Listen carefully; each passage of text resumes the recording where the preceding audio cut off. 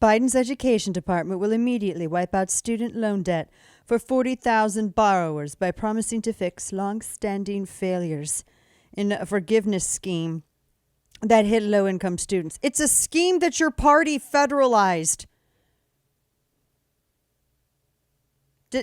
Maybe he forgot it after the stroke. I don't know.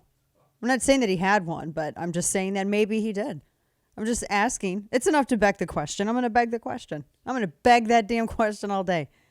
Why is it that we are wiping out student loan? Can you wipe out all of our mortgages too? You know the easiest thing to do, and I made mention of this on the Twitters earlier. I cannot stand to see these politicians preen. I'm going to do all of these things for you.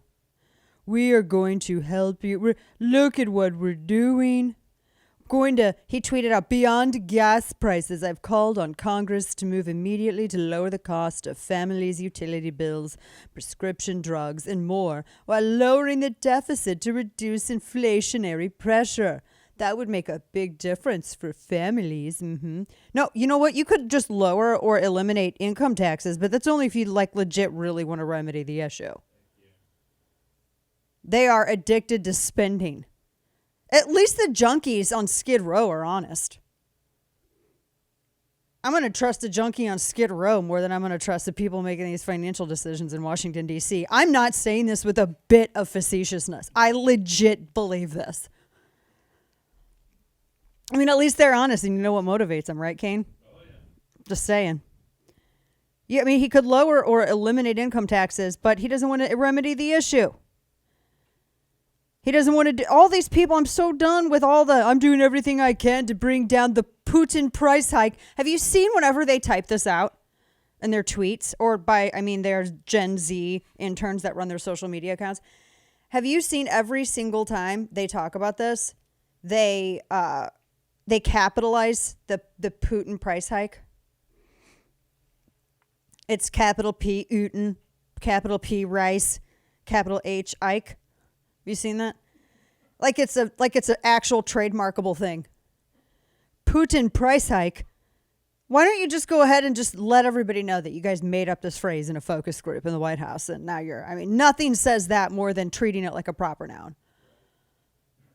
This is so ridiculous. So, and he used it. The first time he put it was Putin's price hike. He typed it normally, and then he started doing the capital, etc. Putin price hike. He's like, I know families are still struggling with higher prices. Yeah, you don't actually know that families are still struggling with higher prices, big guy. You got your 10%. Do you think he paid his fair share on his 10%? I want to see Hunter Biden's taxes. Speaking of which, audio soundbite 2. I need the soundbite desperately. Listen to this. I had the great pleasure of being listed as the poorest man in Congress for 36 years. I still had making a hell of a lot more money than anybody else because I was getting a senator's salary. No kidding. I didn't think you should make money while you're in office. Oh, that's such a lie. You just merch it out, see, and you make money. You give your company and you put your company in your son's and brother's name. So then you merch it out so that you can take it back over when you're out of office. We're not morons. I mean, we know what you're doing. We're not dumb people. We know exactly what you're doing. And that's what it is. All like the poorest. Oh, I only had $5 million. Jeez, these people. I want to know what I'm still salty about tax day. I'm going to be hateful all week. I'm still super salty.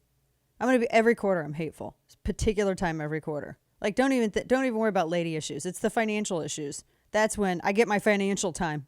Right, Kane? I'm just going to say it. Have my financial tax time of the month. I get real mad. They don't make nothing for that.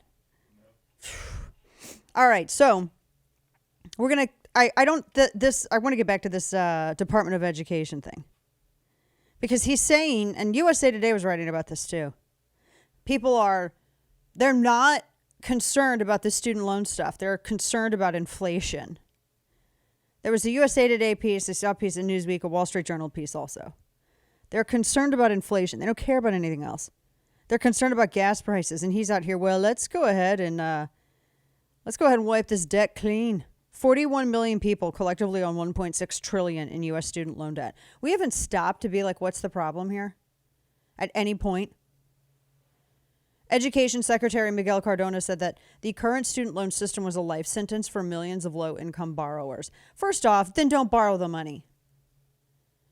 All these people out here who are like, I'm poor, you don't understand. Oh, you don't know poverty until you live my life. Oh, I will beat you over the head with it. You do not know poverty. I knew poverty. I don't know anyone of my current acquaintance who is as poor as I was. Nobody. I couldn't even afford notebook paper. I sound like I grew up in the 1800s, for the love. We didn't have cable until like forever. I'm not kidding you. I grew up in a statistic, as a statistic. So I reject this nonsense that people are incapable of making their own way. I get it that there are people in office that try to make it so that individuals cannot lift themselves into a different status. But I reject the idea that they can't without government help or that they can't, period. I didn't take out a single damn loan. But I worked 3 jobs. I worked hard.